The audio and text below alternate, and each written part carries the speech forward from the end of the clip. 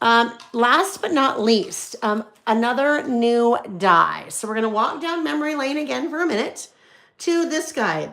This guy we released in October, September, maybe September. Anyhow, this one is a diagonal pocket die. No stamp that goes with it. It is just a die that cuts a pocket, all right? What's nice about the pocket, though, it has wings. It's like Red Bull or your panty liners with wings, right? But it has wings, and those wings are designed to fold underneath themselves, so it really, truly creates a pocket, all right? So we're going to look at that one just to kind of give you another kind of reminder of what that one looked like. That is the die that I cut 3 different times. 1, 2, 3. All right, so just made a nice little diagonal pocket. Your diagonal pockets, your pockets are great for adding memorabilia, adding photos, and that's what I did there. I kind of decorated that front-facing pocket and then added photos in the other 2 pockets.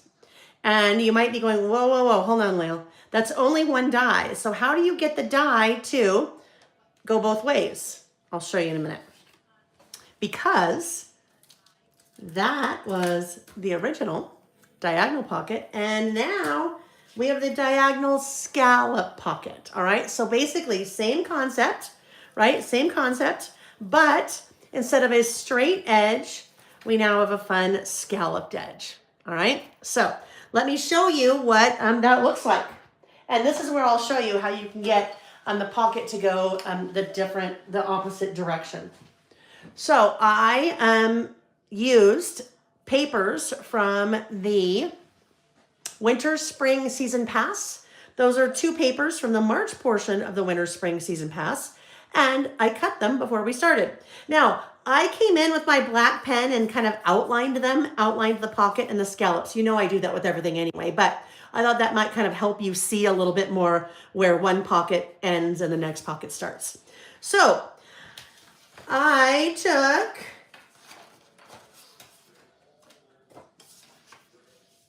we'll pretend here. I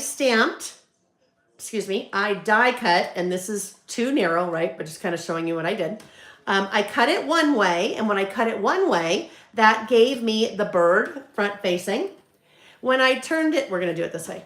I cut it one way, this way, that gave me the horizontal line facing this way, right? Like that. And then if I wanted to change the pattern, all I did was turn it over and then cut it again, right? So you don't have to have 2 different dies. That kind of be a waste of money if you had to have 2 different dies, right? Just turn your paper. Turn your paper and you will get your cut or your pattern on the other side.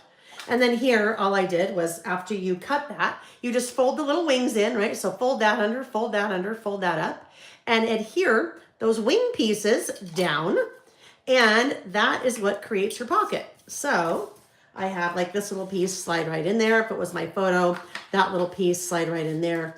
Usually when I do that, if I am layering pockets like that, I will leave the bottom of this kind of middle one. I will not adhere it, right? Because if I adhered that bottom, this guy would stop right there. It would stop at the bottom. But if I leave it open, then that piece can kind of slide all the way through.